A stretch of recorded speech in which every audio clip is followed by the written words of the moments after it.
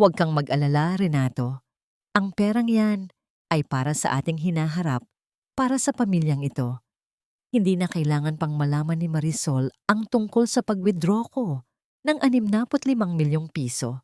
Basta makalipat na tayo sa bagong mansyon, mawawala rin ang lahat ng utang natin. Siya naman ang may hawak ng negosyo, kaya siguradong mapupunan din niya ang kulang sa loob lang ng ilang buwan.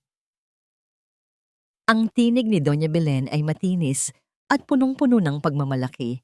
Umaalingaw-ngaw sa loob ng tahimik na salas. Sa kabilang bahagi ng pader, nakatayo si Marisol. Hawak niya ang isang tray ng mainit na tsaang chamomile na dapat sana ay ibibigay niya sa kanyang biyanan para sa pananakit ng ulo nito. Ang bawat daliri niya ay nanginginig, dahilan upang bahagyang tumama ang mga basong kristal sa isa't isa na lumilikha ng isang marahang tunog sa gitna ng matinding katahimikan. Ang mainit na baso ay unti-unting nanunuot sa kanyang mga palad, ngunit hindi niya alintana ang hapdi. Mas masakit ang narinig niyang katotohanan na tila isang punyal na tumagos sa kanyang puso. Dahan-dahan niyang ibinaba ang tray sa ibabaw ng mesa. Ang bawat paggalaw niya ay tila mabagal, parang isang panaginip na ayaw niyang gisingin. Tumingin siya sa kanyang refleksyon sa salamin na nakasabit sa dingding. Ang babaeng nakatingin sa kanya ay tila isang estranghero. Ang kanyang mukha ay maputla at ang kanyang mga mata ay nanlalabo sa pigil na luha. Sa loob ng 3 taon, itinuring niya ang pamilyang ito na parang sarili niyang dugo. Pinagsilbihan niya sila, inalagaan, at pinagtrabahuhan ng higit sa kaya ng kanyang katawan, lahat para lang maging karapat-dapat siya sa titulong asawa ni Renato. Ngayon, ang lahat ng sakripisyong yon ay tila naging abo na lamang sa hangin. Ang 65 milyong piso, ang perang pinagpuyatan niya, ang perang dapat sana ay pambayad sa pagpapagamot ng kanyang sariling ama at pondo para sa kanilang kinabukasan ay kinuha ng walang pasabi, parang isang basahan na madaling itatapon. Naramdaman ni Marisol ang panginginig ng kanyang mga tuhod. Napahawak siya sa gilid ng lamesa. Ang kanyang mga kuko ay bumaon sa kahoy hanggang sa mangawit ang kanyang mga daliri. Hindi siya sumigaw. Hindi siya lumabas para kumprontahin ang dalawa.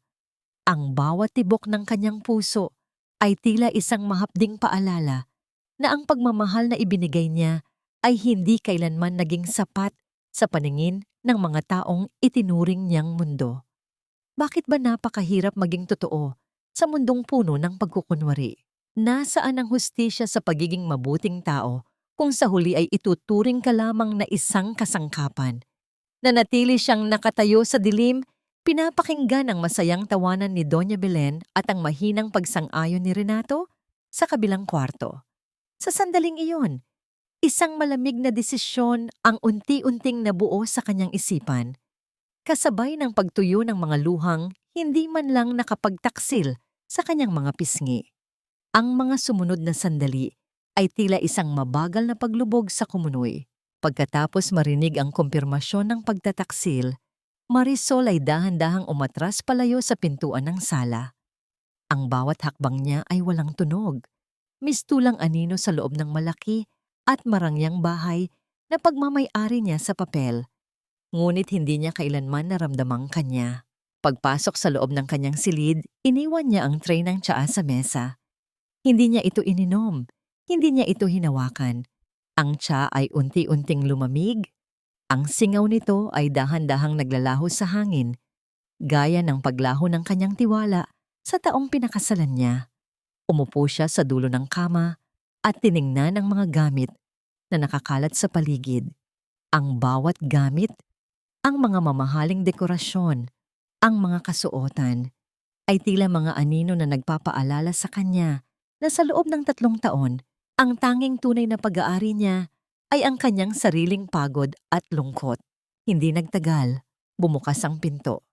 Pumasok si Renato, ang kanyang asawa, ang lalaking ipinangako sa kanya na ang kanilang pagsasama ay hindi kailanman papasukin ng sino mang ikatlong panig kahit pa ang sarili nitong ina. Marisol, nakita ko ang tray sa labas. Bakit hindi mo ibinigay kay mama ang tsa? Sabi niya ay masakit daw ang ulo niya pagkatapos ng mahabang araw. Wika ni Renato habang tinatanggal ang kanyang kurbata. Ang boses nito ay kalmado, puno ng nakasanayang pag-aalala para sa kanyang ina. Hindi man lang nito napansin ang pamumutla ni Marisol o ang panginginig ng kanyang mga kamay na nakatago sa ilalim ng kumot. Renato, mahinang sambit ni Marisol. Ang boses niya ay tila basag na kristal, ngunit pinilit niyang panatilihin ang lamig nito. Bakit? Tanong ni Renato. Tumingin ito sa kanya ng may pagtataka. Tumingin si Marisol sa asawa. Sa mga sandaling ito, nakita niya ang bawat bakas ng pagiging sunod-sunuran ni Renato. Ang lalaking ito ay hindi masama, ngunit ang kanyang pagiging anak ay mas matimbang kaysa sa kanyang pagiging asawa. Iyon ang lason na unti-unting pumatay sa kanilang pagsasama. Wala. Masyado lang akong napagod sa opisina ngayong araw. Sagot ni Marisol sabay talikod. Hindi niya kayang makipagtitigan. Takot siyang sa bawat segundong titig niya kay Renato ay tuluyan na siyang sumabog at magsumbong. Ngunit alam niyang hindi pa ito ang oras. Ang 65 milyong piso ay hindi basta-basta maibabalik ng isang simpleng pagtatalo. Magpahinga ka na. Maaga pa tayo bukas para sa anibersaryo ng negosyo ng pamilya. Bili ni Renato bago ito pumasok sa banyo. Narinig ni Marisol ang tunog ng tubig na bumubuhos sa banyo. Ang bawat patak ay tila isang orasan na nagbibilang ng nalalabi niyang pasensya. Mabilis niyang kinuha ang kanyang telepono sa ilalim ng unan. Binuksan niya ang kanyang banking app. Ang screen ay nagpakita ng isang malungkot na katotohanan. Ang balanse sa account na dapat sana ay para sa kanilang hinaharap ay wala na. Ipinapakita ng records ang isang malaking transaksyon na ginawa ilang oras lang ang nakalilipas. Napapikit ng mariin si Marisol. Ang sakit na naramdaman niya sa dibdib ay hindi na lamang emosyonal. Ito ay tila isang pisikal na bigat na humihila sa kanya pababa. Sa kabila ng lahat, nananatili ang isang tanong na paulit-ulit na umiikot sa kanyang isipan. Hanggang kailan niya kayang tiisin ang pagturing sa kanya na parang isang estranghero sa sarili niyang tahanan? At sa pagkakataong ito, handa na ba siyang harapin ang panganib ng paglaban sa pamilyang itinuring niyang sandigan? Sa sumunod na araw, ang buong mansyon ay nagmistulang entablado ng isang malaking pagtatanghal. Si Doña Belen, na nakasuot ng kanyang paboritong telang seda, ay hindi maikakaila ang kagalakan na nakapinta sa kanyang mukha habang nakikipag-usap sa telepono. Ipinapaliwanag niya sa kanyang mga kaibigan ang tungkol sa bagong pamumuhunan na gagawin ng pamilya. Isang mansyon sa isang eksklusibong subdivision. Nakamasid lamang si Marisol mula sa itaas ng hagdan. Ang bawat hakbang niya pababa ay tila pagyakap sa isang masakit na realidad. Sa kusina, naroon ang mga katulong na abala sa paghahanda ng almusal. Ang amoy ng mainit na kape at tinapang isda ay pumupuno sa buong espasyo.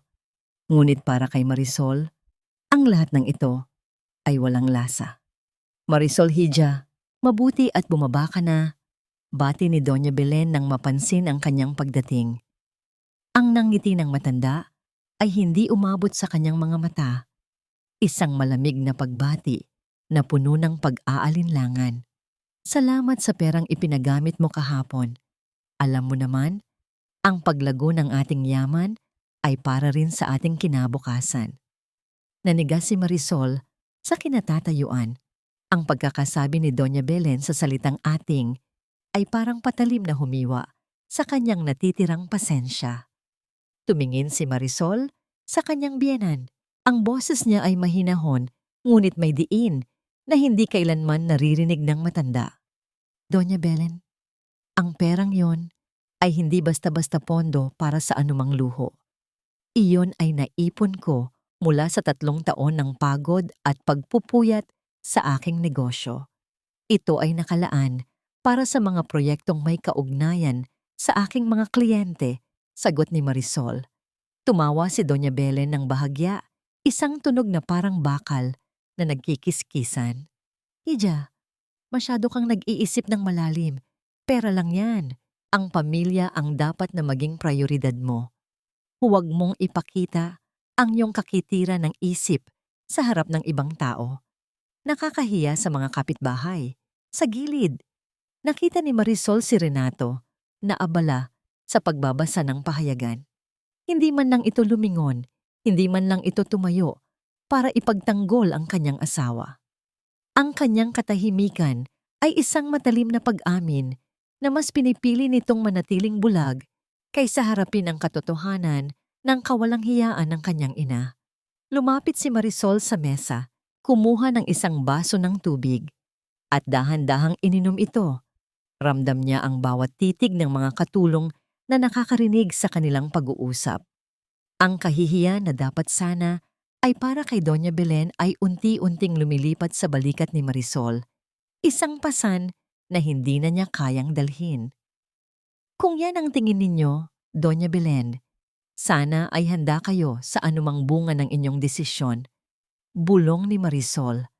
Ang boses niya ay halos hindi marinig, ngunit ang bigat ng kanyang mga salita ay tila nagpatahimik sa buong silid. Tumalikod si Marisol at naglakad palabas ng mansyon. Hindi siya lumingon nang marinig ang tawag ni Renato. Ang bawat hakbang niya patungo sa labas ay paghakbang palayo sa isang buhay na puno ng pagkukunwari. Alam niyang sa bawat segundong lumilipas, ang kanyang pasensya ay nauubos at ang tanging natitira na lamang ay ang desisyong magbabago sa takbo ng kanilang buhay. Habang nagmamaneho siya patungo sa kanyang opisina, isang tawag ang pumasok sa kanyang telepono. Mula ito sa kanyang accountant. Ang impormasyong ibibigay nito ay ang huling piraso ng puzzle na kailangan niya para simulan ang kanyang pagganti. Ano ang gagawin niya kapag nalaman niyang hindi lang pera ang kinuha nila, kundi pati na rin ang dignidad ng kanyang pagkatao? Pagkapasok ni Marisol sa kanyang opisina, ang bawat sulok ng silid ay tila nagbubulong ng mga katotohanang nais niyang takasan. Inilapag niya ang kanyang bag sa mesa at tiningnan ang mga dokumentong nakapatong doon, mga ulat ng kita, mga kontratang dapat pirmahan, at ang mga digital na resibo ng kanyang mga transaksyon. Sa harap ng kanyang computer, binuksan niya ang isang email mula sa kanyang accountant. Ang bawat linya ng teksto ay parang isang dagok sa kanyang dibdib. Hindi lamang 65 milyong piso ang nawala. May mga dokumentong peke ang lagda, mga kasunduan sa pautang na ipinangalan sa kanya nang walang pahintulot. Ang perang kinuha ni Doña Belen ay hindi sapat para sa mansyong pangarap nito. Ang natitirang bahagi ay ginamit para bayaran ang mga sugal na utang ng pamilya ng kanyang asawa sa ilalim ng mga pangalang hindi dapat madamay. Naramdaman ni Marisol ang panginginig ng kanyang mga kamay.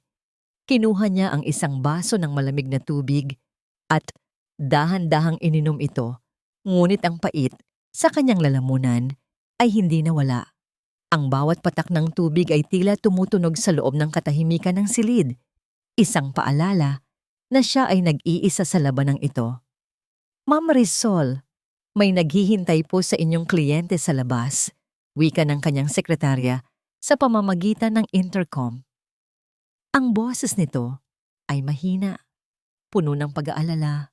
Marahil ay napansin ang kakaibang katahimikan na bumabalot sa opisina. Papasukin mo, sagot ni Marisol. Ang boses niya ay naging matatag. Pilit na itinatago ang bagyo sa loob ng kanyang kalooban. Pumasok si Tita Corazon, ang kapatid ng kanyang yumaong ina.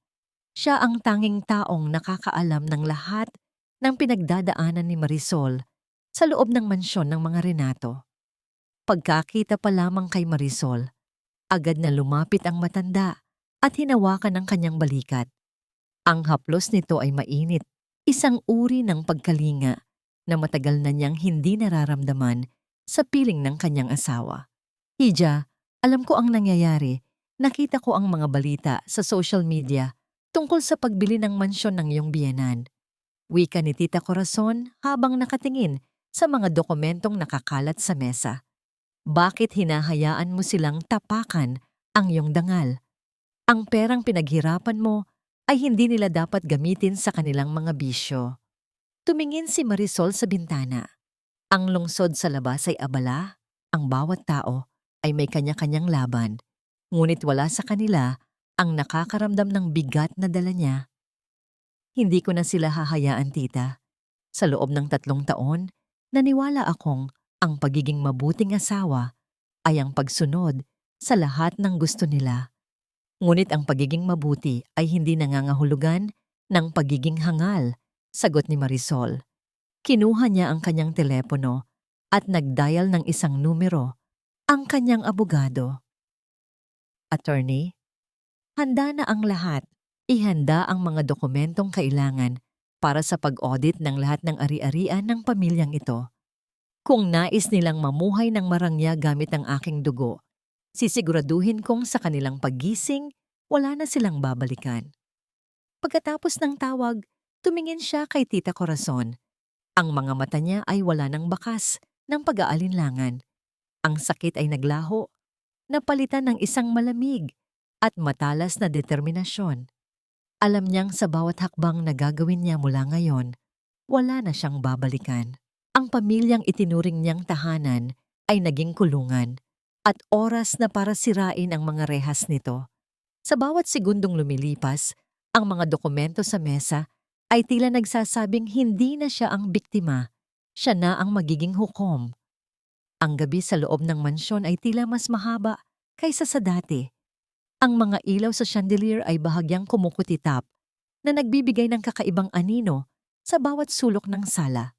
Nakaupo si Doña Belen sa kanyang paboritong silya habang si Renato naman ay abala sa pag-aayos ng mga dokumento para sa kanilang lilipatang mansyon sa susunod na linggo. Renato, siguraduhin mong malinis ang pangalan ni Marisol sa bawat kasunduang pirmado natin. Wika ni Doña Belen habang humihigop ng mainit na tsokolate. Ang kanyang boses ay tila may halong pagmamalaki.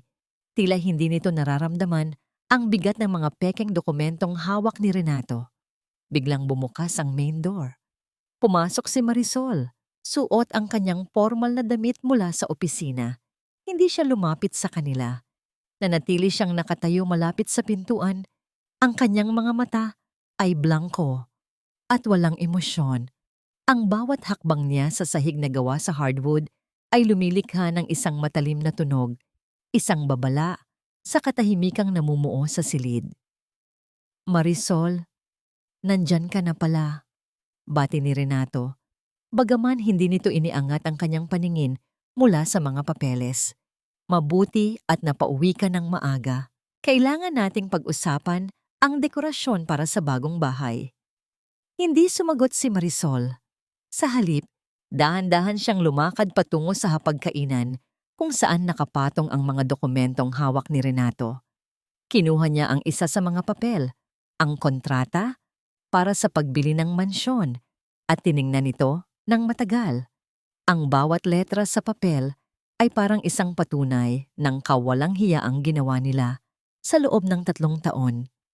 Marami tayong dapat pag-usapan, Renato, wika ni Marisol. Ang kanyang boses ay kalmado, ngunit ang bawat salita ay may dalang bigat na tila yumanig sa pundasyon ng silid. Tumayo si Renato. Ang kanyang mukha ay puno ng pagtataka. Anong problema? Napapagod ka lang siguro sa trabaho. Trabaho? Tanong ni Marisol. Isang mapait na nangiti ang namutawi sa kanyang labi. Hindi trabaho ang tawag dito, Renato. Ang tawag dito ay panlilinlang. Lumapit si Doña Belen. Ang kanyang mukha ay agad na naging matigas. Ano ang sinasabi mo, Marisol? Huwag kang magsalita ng walang basihan. Pamilya tayo, hindi mo ba alam ang utang na loob? Utang na loob? Sagot ni Marisol. Mabilis na lumapit sa harap ng kanyang biyenan. Ilang beses ninyo na bang ginamit ang salitang iyan para pagtakpan ang inyong kasakiman? Doña Belen, Hindi lang basta pera ang kinuha ninyo. Ginamit ninyo ang pangalan ko para magtayo ng mga utang na hindi ko kailanman inamin. Inakala ninyo bang habang buhay na lamang akong magiging bulag? Ang katahimikan na sumunod ay nakakabingi. Ang boses ni Renato ay naging pabulong. Marisol, hindi iyan ang ibig naming sabihin. Huwag mo akong idahilan sa iyong ina, Renato. Putol ni Marisol, kinuha niya ang kanyang telepono at ipinakita ang screen sa harap nila. Ang mga digital na kopya ng mga pekeng dokumento at ang mga bank records na nagpapatunay sa maling transaksyon. Ito ang katotohanan at ito ang dahilan kung bakit, simula ngayong gabi, ang bawat sentimo na hawak ninyo ay hindi nadadaan sa aking mga kamay. Tumalikod si Marisol at naglakad patungo sa hagdan. Ang bawat hakbang niya ay isang deklarasyon ng kalayaan. Naiwan sina Doña Belen at Renato na nakatayo. Ang kanilang mga mukha ay puno ng pagkagulat at takot. Sa hindi inaasahang katapangan ni Marisol, ang mansyon na dating simbolo ng kanilang pagmamalaki ay unti-unting nagmukhang isang kulungan na wala ng labasan. Ang kinabukasan sa loob ng mansyon ay tila isang malaking bagyo na naghihintay na lamang na sumabog. Si Doña Belen, na karaniwang nagigising ng maaga para sa kanyang agahan, ay hindi man lang lumabas ng kanyang silid. Maging si Renato ay hindi mapakali. Pabalik-balik ang lakad sa loob ng sala. Ang kanyang mga mata ay pamumula dahil sa kawalan ng tulog. Narinig ni Marisol ang ingay ng mga gamit na inililipat sa ibaba.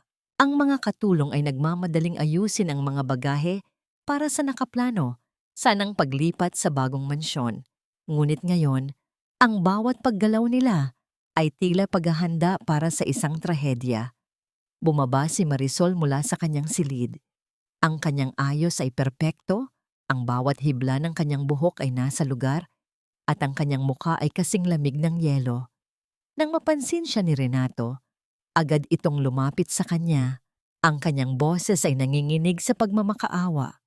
Marisol, pakiusap. Pag-usapan natin ito ng maayos. Huwag mong ipagbigay alam sa bangko ang mga dokumentong yon. Masisira ang ating pangalan. Wika ni Renato habang sinusubukang hawakan ang mga braso ng kanyang asawa. Inilayo ni Marisol ang kanyang sarili. Ang paggalaw ay tila isang matalim na pag-iwas. Ang pangalan mo, Renato? O ang pangalan ng iyong ina? Bakit hindi mo tinanong ang iyong sarili kung bakit ninyo kailangang pumasok sa ganitong uri ng gulo kung wala kayong maitatagong masama? Iha, sigaw ni Doña Belen mula sa itaas ng hagdan. Pababa ito, ang kanyang buhok ay hindi maayos at ang kanyang mukha ay bakas. Ang takot na pilit nitong itinatago sa likod ng galit. Huwag kang maging malupit. Utang mo sa amin ang lahat ng kung ano ka ngayon. Kung wala kami, wala ka sa kinalalagyan mo. Huminto si Marisol sa tapat ng hagdan at tumingala sa kanyang biyenan. Ang isang mapait na ngiti ay namutawi sa kanyang mga labi. Utang na loob? Doña Belen, ang utang na loob ay ibinibigay sa mga taong marunong rumespeto. Hindi ko kailanman inakala na ang pagtulong ko sa inyo ay magiging lisensya ninyo para magnakaw at magsinungaling. Kinuha ni Marisol ang isang dokumento mula sa kanyang bag at inilapag ito sa mesa. Iyan ang notice mula sa bangko. Hindi na ninyo magagamit ang anumang account na may pangalan ko. Lahat ng nakapangalan sa akin ay binawi ko na ang access. Anong ginawa mo? Halos pabulong na tanong ni Renato. Ang kanyang mukha ay naging maputla na parang papel. Pinutol ko ang tanikala. Sagot ni Marisol nang diretso sa kanyang mga mata. Mula ngayon, ang bawat desisyon ninyo ay magkakaroon ng katumbas na bunga. Kung gusto ninyong tumira sa mansyong yon, humanap kayo ng paraan para bayaran ang mga utang na kayo mismo ang gumawa. Hindi na ako ang inyong tagapagligtas. Tumalikod si Marisol at naglakad palabas ng pinto. Ang bawat hakbang niya ay ang tunog ng kalayaan. Sa labas, ang araw ay sumisikat ng maliwanag na tila nagsasabing Ang kadiliman na bumabalot sa kanyang buhay ay unti-unti nang naglalaho. Naiwan sina Doña Belen at Renato sa loob ng mansyon na palilibutan ng mga mamahaling gamit na sa sandaling iyon ay hindi na nila kayang panindigan.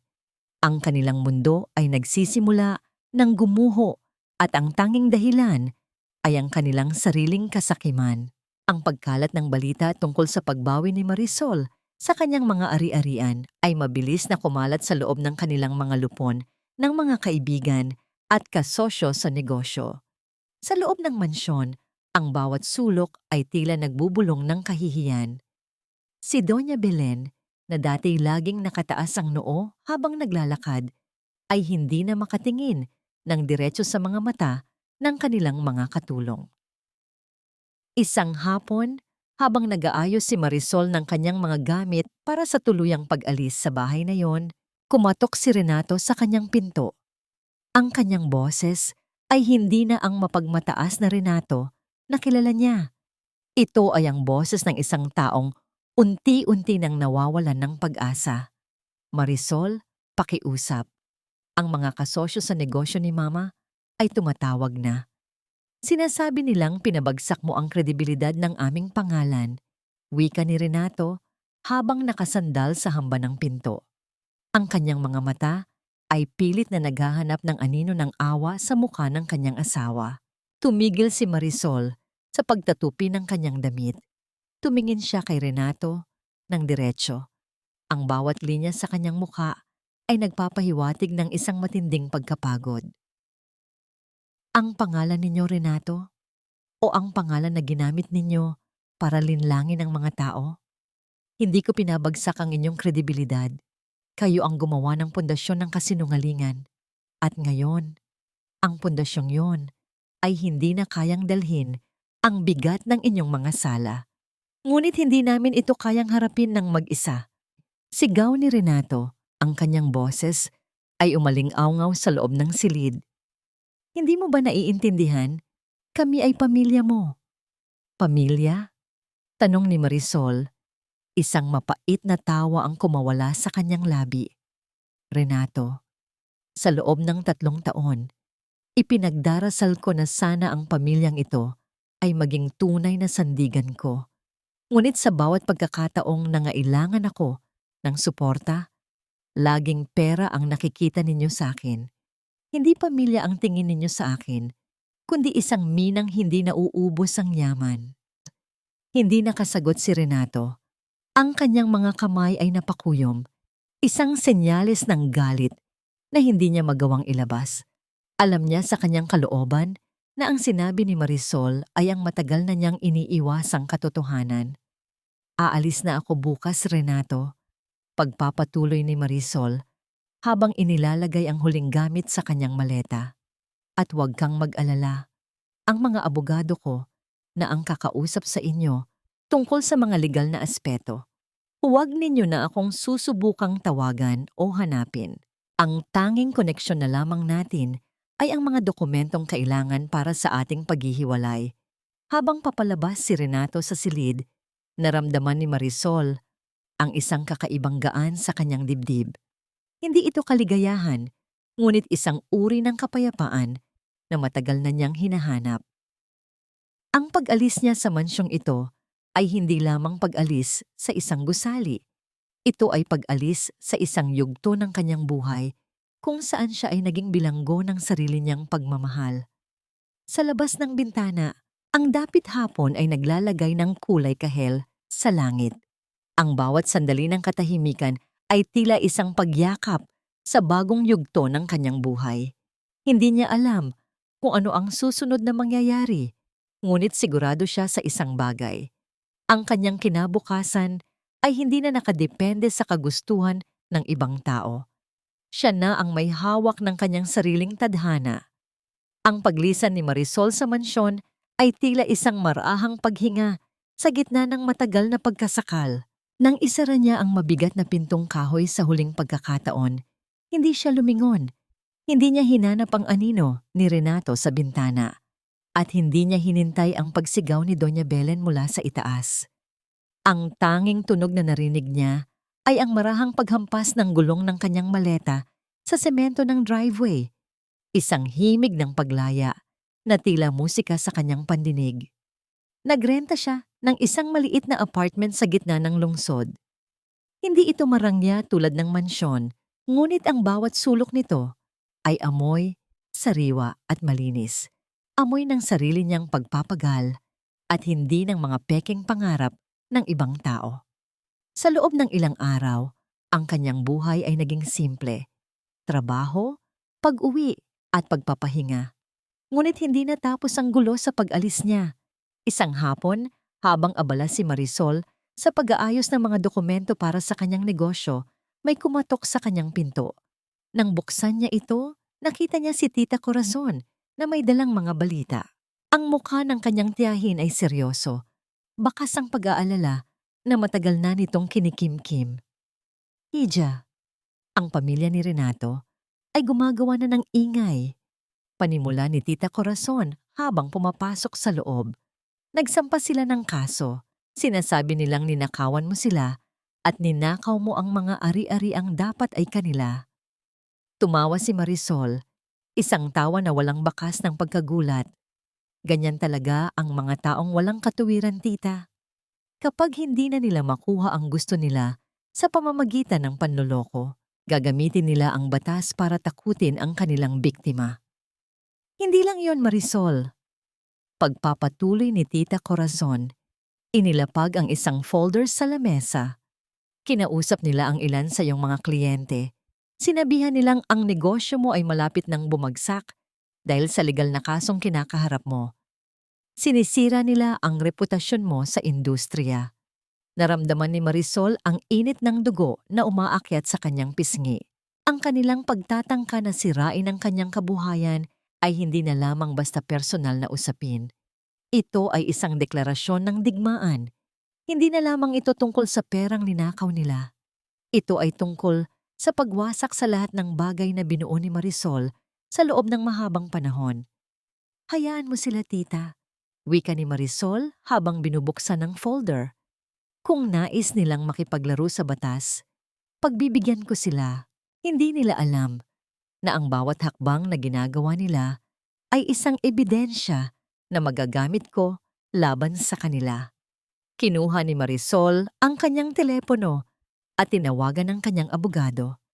Attorney, ituloy natin ang pagsasampa ng kasong estafa at malicious prosecution.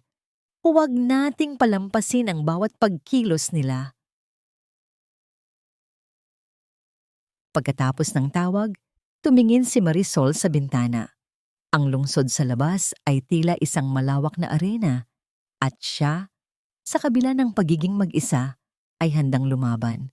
Ang bawat suntok na ibinibigay nila ay tila nagpapatibay lamang sa kanyang determinasyon. Sa sandaling iyon, ang kanyang puso ay hindi na nakakaramdam ng takot. Ang dating mahinhin at mapagkumbabang Marisol ay tuluyan ng naglaho, napalitan ng isang babaeng hindi na matatakot sa anumang unos na ibabato ng mga taong itinuring niyang pamilya. Ang laban ay nagsisimula pa lamang at sa pagkakataong ito, hindi siya papayag na matalo. Ang mga araw na sumunod ay naging isang masalimuot na laro ng chess sa loob ng korte at sa mundo ng negosyo. Sinubukan ni Doña Belen at Renato na siraan ang pangalan ni Marisol sa bawat posibleng pagkakataon. Ginamit nila ang kanilang mga koneksyon sa mga supplier at kliyente ng kanyang kumpanya upang maghasik ng pagdududa. Isang umaga, nakatanggap si Marisol ng tawag mula sa isa sa kanyang pinakamalaking kliyente. Ang boses nito ay nag-aalangan, puno ng pag-aalala. Marisol, nabalitaan namin ang mga kasong isinampa laban sa iyo. Para sa proteksyon ng aming kumpanya, kailangan muna naming i-hold ang aming kontrata. Habang nakikinig, hinigpitan ni Marisol ang pagkakahawak sa kanyang telepono. Naramdaman niya ang malamig na pawis sa kanyang mga palad. Ang bawat salita ng kliyente ay tila isang matalim na kutsilyo na humihiwa sa kanyang pinaghirapang reputasyon. Ngunit sa halip na magmakaawa o magpaliwanag ng mahaba, nanatili siyang kalmado. Nauunawaan ko ang inyong posisyon. Wika niya, ang kanyang tinig ay matatag at walang bakas ng pagkapagod. Ngunit sana ay bigyan ninyo ako ng 2 araw. Ipapahatid ko sa inyong opisina ang mga dokumentong magpapatunay na ang lahat ng paratang laban sa akin ay walang katotohanan at bahagi lamang ng isang pagtatangkang manira ng aking negosyo. Pagkababa ng telepono, huminga ng malalim si Marisol. Tumingin siya sa kanyang mga tauhan na nakatingin sa kanya nang may halong takot at pag-asa. Huwag kayong mag-alala. Ang katotohanan ay hindi matatalo ng kasinungalingan kung ilalatag natin ito ng tama. Sa kabilang banda, sa loob ng isang mamahaling cafe, nagtatagpo sina Doña Belen at Renato. Ang kanilang mga mukha ay bakas ang pagkapanalo. Tila naniniwala silang malapit na nilang mapaluhod si Marisol. Sigurado ka bang magtatagumpay tayo, Renato? Tanong ni Doña Belen habang humihigop ng kape. Kapag nawalan siya ng mga kliyente, mapipilitan siyang bumalik sa atin at humingi ng tawad. Sinisiguro ko sa iyo, Ma, wala na siyang malalapitan.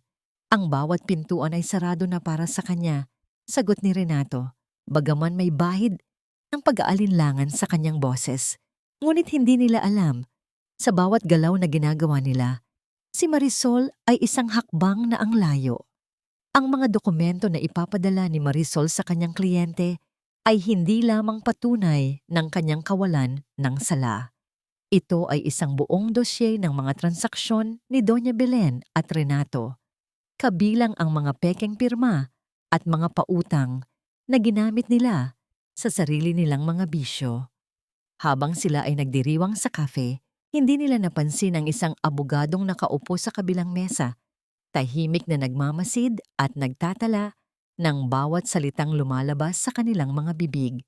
Ang laro ay hindi pa tapos. Sa katunayan, ang tunay na ganti ni Marisol ay magsisimula pa lamang sa loob ng silid ng hukuman, kung saan ang katotohanan ay hindi mapipigilan ng anumang yaman o koneksyon. Sa loob ng kanyang apartment, tiningnan ni Marisol ang litrato ng kanyang sarili noong bago pa lamang siyang magsimulang magtrabaho. Isang batang babaeng puno ng pangarap at pag-asa. Ngayon, ang babaeng iyon ay wala na. Sa kanyang lugar ay isang mandirigma na hindi napapayag na tapakan ang kanyang dangal. Ang araw ng pagdinig sa korte ay dumating na may kasamang mabigat na hangin. Ang hallway ng gusali ay puno ng mga taong nagbubulungan at sa bawat sulok ay ramdam ang tensyon. Si Marisol ay pumasok na suot ang isang simpleng puting blusa at itim na slacks, walang kahit anong alahas, maliban sa isang singsing na simbolo ng kanyang sariling pagsisikap.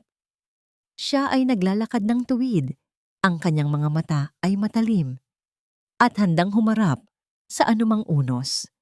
Sa tapat ng pintuan ng silid hukuman, nakita niya si Doña Belen at Renato. Ang kanilang mga mukha ay puno ng pekeng tiwala. Tila isang maskara na pilit na ikinukubli ang kanilang pangamba. Nang magtama ang kanilang mga mata, sinubukan ni Doña Belen na magpakita ng galit, ngunit si Marisol ay hindi man lang kumurap. Ang kanyang katahimikan ay isang matalim na sandata na lalong nagpapainit sa ulo ng matanda.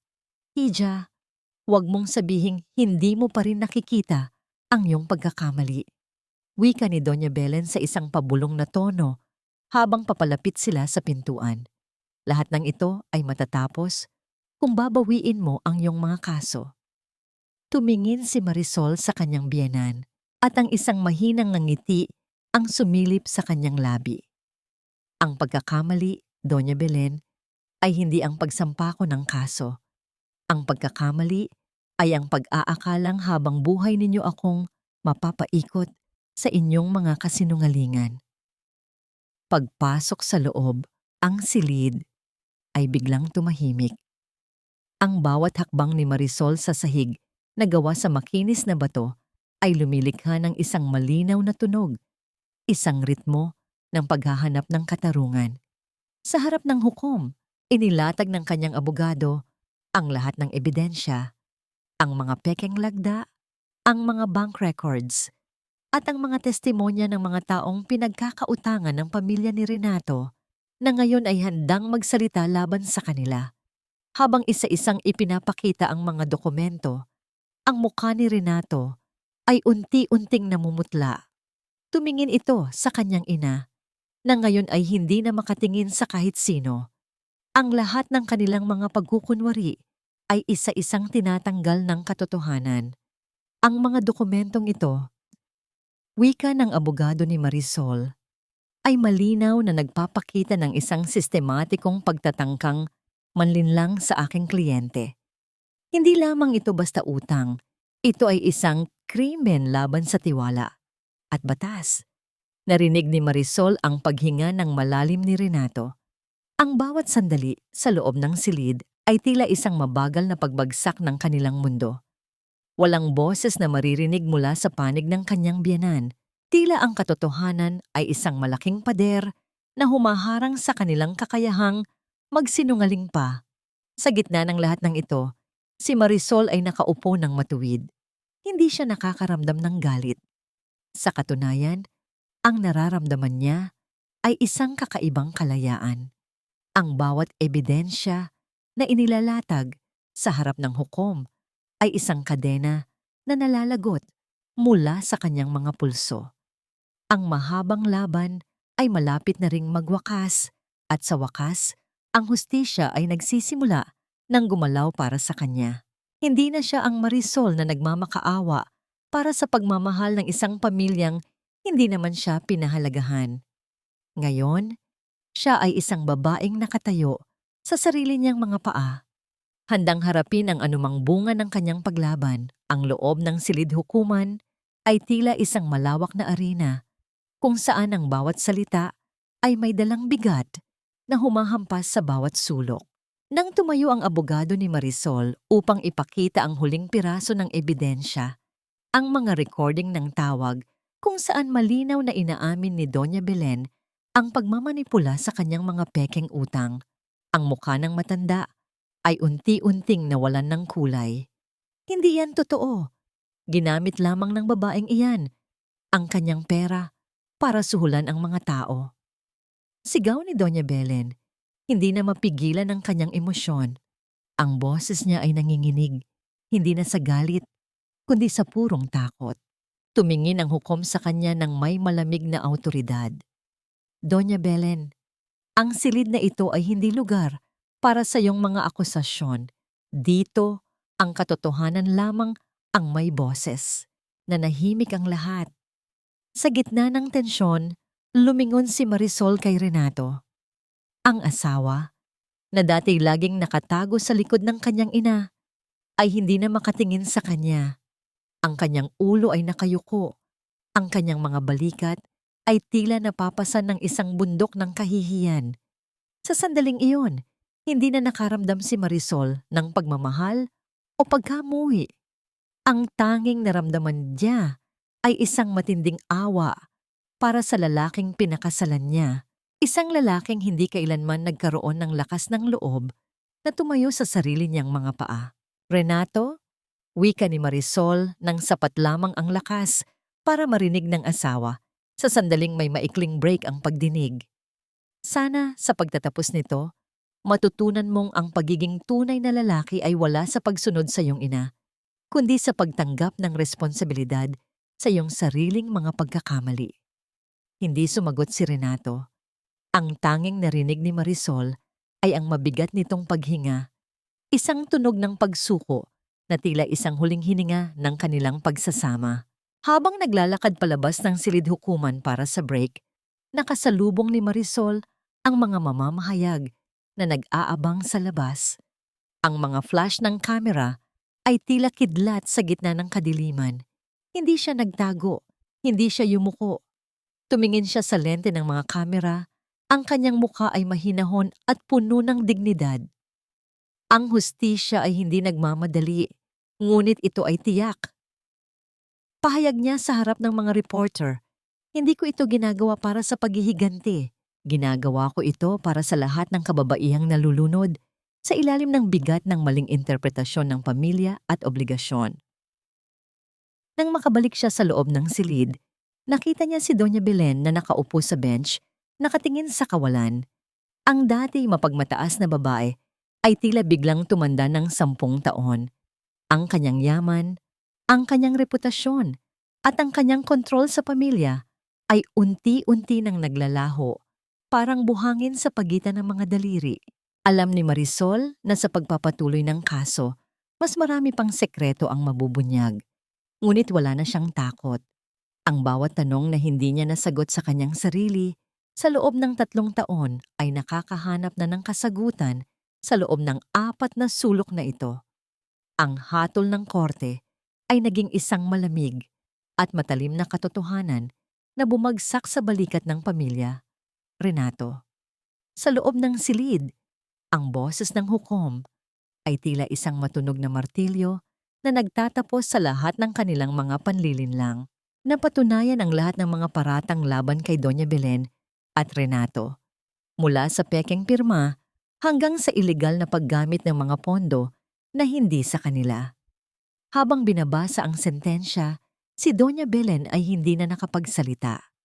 Ang kanyang mga kamay, na dati ay laging nakahanda sa pag-uutos at pagkontra, ay nakapatong lamang sa kanyang kandungan, nanginginig ng hindi maikakaila. Si Renato naman ay nakayuko. Ang kanyang mga mata ay pilit na umiiwas sa bawat titig ng mga taong nakapaligid sa kanila. Nang matapos ang pagdinig, lumapit si Marisol sa kanila. Ang kanyang mga hakbang ay banayad, walang halong pagyayabang, ngunit may dala itong awtoridad na hindi nila kailanman nakita sa kanya noon. Doña Belen, Renato, panimula ni Marisol. Ang boses niya ay malinaw, hindi nanginginig, hindi nagmamakaawa.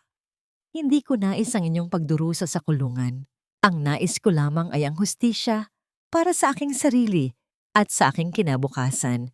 Ang lahat ng perang kinuha ninyo ay dapat maibalik ayon sa kautusan ng korte. Tumingin si Renato kay Marisol. Sa sandaling iyon, wala nang bakas ng pagmamahalan sa kanyang mga mata. Tanging pagsisisi na lamang ang natitira, ngunit isang pagsisising huli na para sa lahat. Marisol, wala kaming ibang paraan para bayaran ang lahat ng ito. Mawawala sa amin ang lahat. Iyan ang bunga ng inyong pinili. Sagot ni Marisol, hindi ninyo ako itinuring na pamilya, kundi isang minang pagkukunan ng yaman. Ngayon, kailangan ninyong maranasan kung paano mabuhay nang wala ang lahat ng inyong kinakapitan. Tumalikod si Marisol at naglakad palabas ng korte. Sa labas, ang hangin ay sariwa. Huminga siya ng malalim. Ang bawat molekula ng hangin ay tila naglilinis sa kanyang mga alaala. Ang mga mamamahayag ay patuloy na nagtatanong, ngunit hindi na siya nagsalita. Wala na siyang kailangang patunayan. Ang katotohanan ay malinaw na, at ang katarungan ay naibigay na. Habang naglalakad siya patungo sa kanyang sasakyan, nakita niya si Tita Corazon na naghihintay sa kanya. Hinaplos ng matanda ang kanyang buhok at niyakap siya ng mahigpit. Tapos na, Marisol. Malaya ka na. Hindi pa ito ang dulo, tita. Wika ni Marisol habang nakatingin sa malayo. Ito pa lamang ang simula ng tunay kong pagtayo sa sariling paa. Ang sakit ay naglaho na at ang natitira na lamang ay ang pagkakataong bumuo muli ng buhay na tunay na akin. Habang paalis ang kanyang sasakyan, hindi na siya lumingon sa gusaling iyon. Ang bawat sandali ng nakaraan ay nananatili na lamang sa loob ng mga dingding ng korte at ang kanyang mga mata ay nakatuon na lamang sa kalsada sa kanyang harapan, isang daan na malaya, bukas, at puno ng mga bagong posibilidad. Ang mga sumunod na linggo ay naging panahon ng paglilinis para kay Marisol. Hindi lamang paglilinis ng kanyang mga papeles o ng kanyang negosyo, kundi paglilinis ng mga sugat na matagal na niyang kinalimutan. Ang bawat araw ay isang pagkakataon upang muling kilalanin ang sarili. Ang babaeng mahilig sa pagpipinta noong siya ay bata pa. Ang babaeng mahilig magbasa sa ilalim ng puno. Ang babaeng nakalimutan na kung paano ngumiti ng totoo. Sa loob ng kanyang maliit, ngunit payapang apartment, nakaupo si Marisol sa tapat ng kanyang bintana.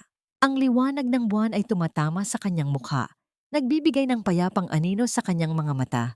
Sa harap niya ay isang notebook kung saan nakalista ang lahat ng mga proyektong nais niyang simulan. Wala na ang mga utang na pilit na ipinapataw sa kanya. Wala na ang mga boses na nagdidikta kung ano ang dapat niyang gawin. Isang hapon, habang naglalakad siya sa isang parke, nakita niya si Renato. Ang lalaking dati ay laging maayos manamit, ngayon ay tila anino na lamang ng kanyang dating sarili. Nakasuot ito ng kupas na polo, at ang kanyang mga mata ay walang ningning. Nang magtama ang kanilang mga paningin, hindi na siya lumapit.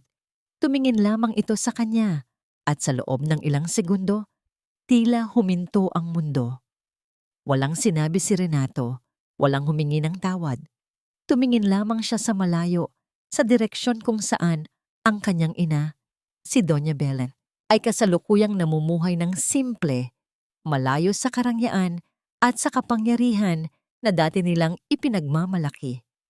Nalaman ko ang tungkol sa kanila, wika ni Tita Corazon, habang naglalakad sila pauwi. Si Doña Belen ay nagtatrabaho na ngayon bilang isang tagapamahala ng maliit na karinderya. Hindi na siya ang babaeng laging nakatsinelas na ginto. Ang bawat hapon ay ginugugol niya sa paghugas ng mga plato at pag-aayos ng mga upuan. Huminto si Marisol. Ang balitang yon ay hindi nagdulot sa kanya ng tuwa o paghihiganti. Sa halip, naramdaman niya ang isang matinding kalungkutan. Hindi para sa kanyang sarili, kundi para sa mga taong nag-aksaya ng kanilang buhay sa paghabol sa mga bagay na hindi naman nagbibigay ng tunay na kaligayahan. Tita, hindi ko nais na makita silang magdusa ng habang buhay, wika ni Marisol habang nakatingin sa mga bituin sa langit. Ang nais ko lang ay makita nilang ang tunay na halaga ng tao ay hindi sa dami ng kanilang ari-arian, kundi sa kanilang dangal. Hija, ang bawat isa ay may kanya-kanyang aral na dapat matutunan. Sagot ni Tita Corazon. Sa gabing iyon, naupo si Marisol sa kanyang silid. Kinuha niya ang kanyang lumang diary. Sa huling pahina, isinulat niya, "Ang nakaraan ay isang guro, hindi isang bilangguan. Ang sakit ay naging pundasyon ng aking katatagan. Ngayon, handa na akong yakapin ang bukas ng may pag-asa at patawad sa aking puso." Hindi pa man tapos ang lahat, alam ni Marisol na ang kanyang laban ay hindi na laban sa iba. Ito ay laban sa sarili niyang mga takot at pagdududa. At sa bawat paghinga niya, nararamdaman niya ang unti-unting paghilom ng kanyang kaluluwa. Ang mansyon ay hindi na bahagi ng kanyang kwento. Ang kanyang kwento ay nagsisimula pa lamang sa labas ng mga pader na yon. Ang isang taon ay tila isang mabilis na paglipas ng panahon. Ngunit para kay Marisol, ito ay isang buhay na puno ng mga aral at pagbabago. Ang kanyang negosyo, na muntik nang gumuho dahil sa mga kasinungalingan ng kanyang dating pamilya, ay bumangon ng mas matatag kaysa noon. Hindi na lamang ito isang kumpanya. Ito ay naging isang komunidad kung saan ang mga kababaihan ay binibigyan ng oportunidad na maging malaya at mapagkakitaan ang kanilang sariling talento. Isang maulan na hapon, nakatanggap si Marisol ng isang sulat. Hindi ito galing sa isang kliyente o sa kanyang mga abogado. Ito ay galing kay Renato. Dahan-dahang binuksan ni Marisol ang sobre. Sa loob nito ay isang maikling liham, puno ng mga salitang hindi kailanman naisip ni Renato na isusulat. Marisol, hindi ko na inaasahan na babasahin mo ito, ngunit nais ko lang magpasalamat. Ang pagbagsak namin ang naging dahilan upang makita ko kung sino talaga ako sa likod ng anino ng aking ina. Si Mama ay nagbago na rin. Sa bawat araw na nagtatrabaho siya sa karinderya, natututunan niya ang halaga ng bawat sentimo na dati ay hinahamak lamang namin. Nais ko lang humingi ng tawad, hindi para balikan mo ako, kundi para magkaroon ako ng kapayapaan sa aking sarili. Sana ay masaya ka na sa landas na pinili mo. Binaba ni Marisol ang liham sa mesa.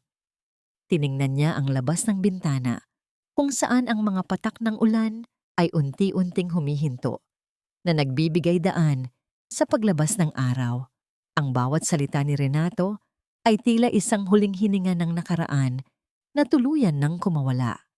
Hindi na siya nag-atubili. Kinuha niya ang kanyang panulat at nagsulat ng isang maikling sagot. Renato, ang pagpapatawad ay hindi para sa'yo, kundi para sa akin. Binibigyan kita ng kapayapaan tulad ng pagbibigay ko nito sa aking sarili. Sana ay mahanap mo ang iyong sariling landas. Huwag ka nang lumingon pa. Pagkatapos, tumayo si Marisol at naglakad patungo sa kanyang opisina kung saan hinihintay siya ng kanyang mga empleyado para sa isang pagpupulong. Pagpasok niya, sinalubong siya ng mga ngiting totoo, hindi dahil sa pera o kapangyarihan, kundi dahil sa respeto na kanyang pinaghirapan. Sa gitna ng silid, tiningnan niya ang kanyang mga tauhan. Ang bawat isa sa kanila ay may sariling kwento ng pagbangon. Ngayong araw, panimula ni Marisol, ang boses niya ay puno ng sigla at pag-asa. Ay hindi lang tungkol sa paglago ng ating negosyo. Ito ay tungkol sa ating kakayahang magsimulang muli. Anuman ang ating nakaraan, hindi nito tinutukoy ang ating kinabukasan. Habang nagsasalita siya, nakaramdam siya ng isang kakaibang init sa kanyang dibdib. Hindi na ito ang sakit ng pagtataksil, kundi ang saya ng pagiging malaya.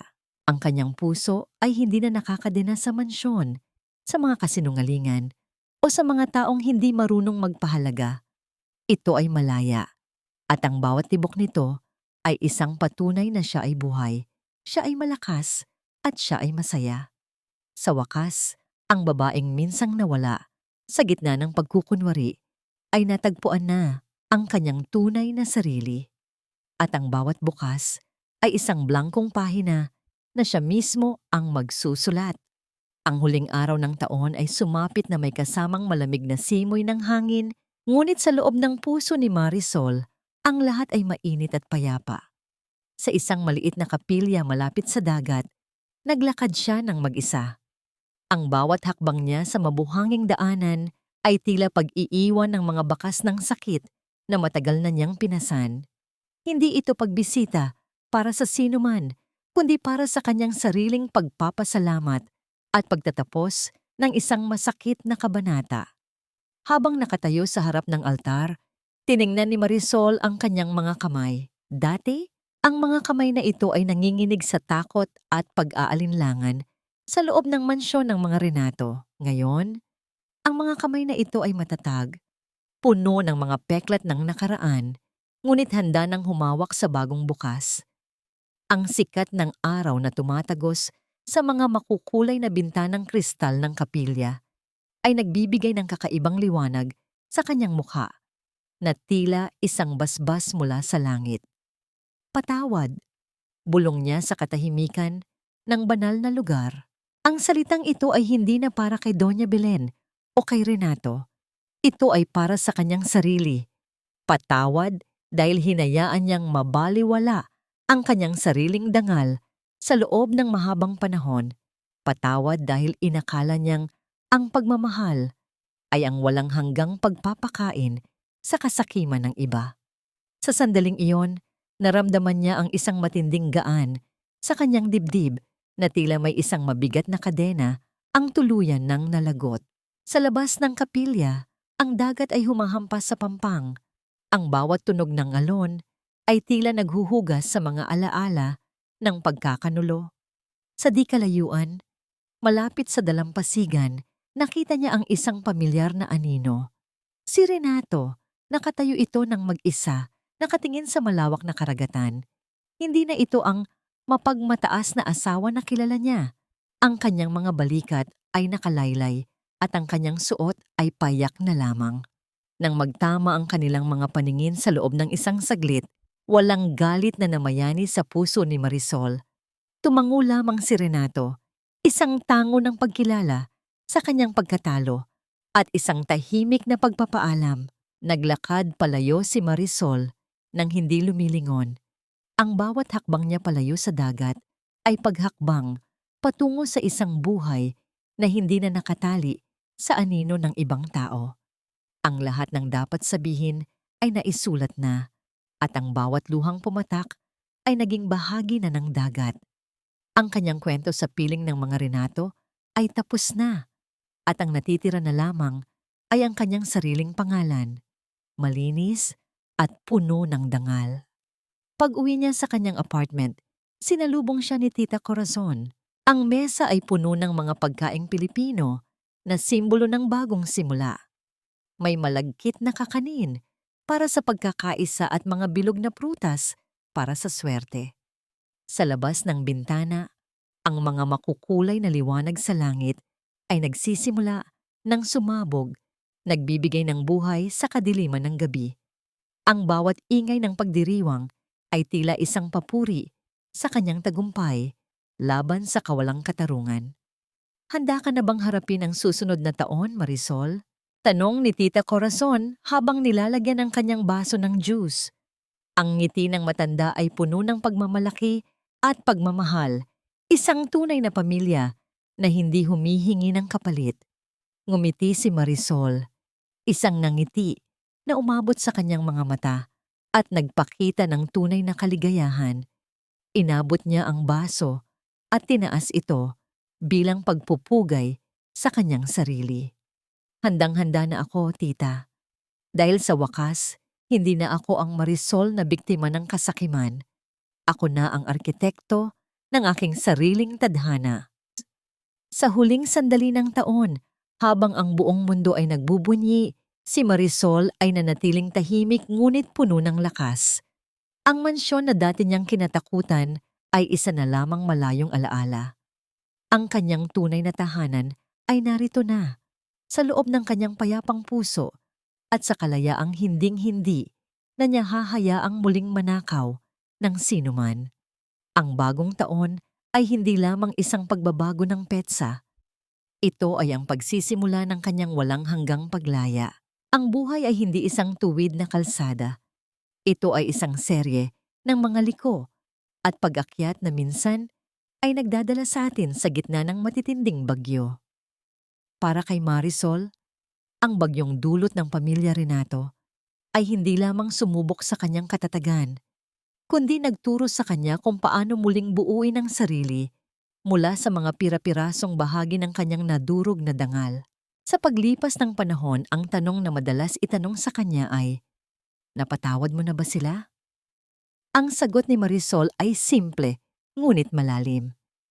Ang pagpapatawad ay hindi nangangahulugang pagbabalik sa dati o paglimot sa mga sugat.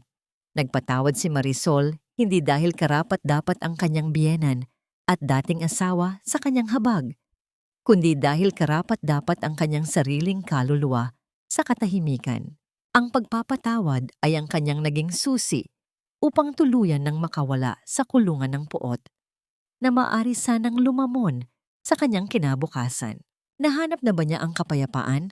Oo, ngunit ang kapayapaang ito ay hindi nanggaling sa labas. Hindi ito nanggaling sa pagkapanalo sa korte o sa pagbawi ng kanyang 65 milyong piso. Ang tunay na kapayapaan ay nahanap niya sa loob ng kanyang sarili, sa pagtanggap na ang kanyang halaga ay hindi kailanman nakadepende sa pag-aproba ng ibang tao. Ang kanyang tahanan ngayon ay hindi nagawa sa malamig na marmol at mga pekeng ngiti. Ito ay gawa sa katotohanan, respeto at tunay na pagmamahal mula sa mga taong nanatili sa kanyang tabi sa gitna ng unos. Ang aral na iniwan ng kwentong ito sa bawat nakikinig ay malinaw. Ang sakripisyo para sa pamilya ay marangal, ngunit ang pagpapahintulot na tapakan ang iyong pagkatao sa ngalan ng obligasyon ay isang pagkakamali. Ang tunay na utang na loob ay dapat ibigay sa sarili. Ang utang na loob na mahalin, protektahan, at itaguyod ang sariling dangal bago ang iba. Sa huli, ang yaman ay lumilipas, at ang mansyon ay maaaring gumuho. Ngunit ang isang matatag na puso na marunong tumayo sa sariling mga paa ay mananatiling nakatayo kahit anong bagyo ang dumaan. Sa pagtatapos ng mahabang paglalakbay na ito, si Marisol ay hindi na lamang isang biktima ng pagkakanulo. Siya ay isang simbolo ng pag-asa para sa bawat babaeng nakakaramdam ng kawalan ng boses. Ang kanyang kwento ay isang paalala na ang bawat pagtatapos ay simula lamang ng isang mas maganda at mas maliwanag na bukas. Basta't hawak mo ang iyong sariling tadhana ng may katapangan at pagmamahal sa sarili.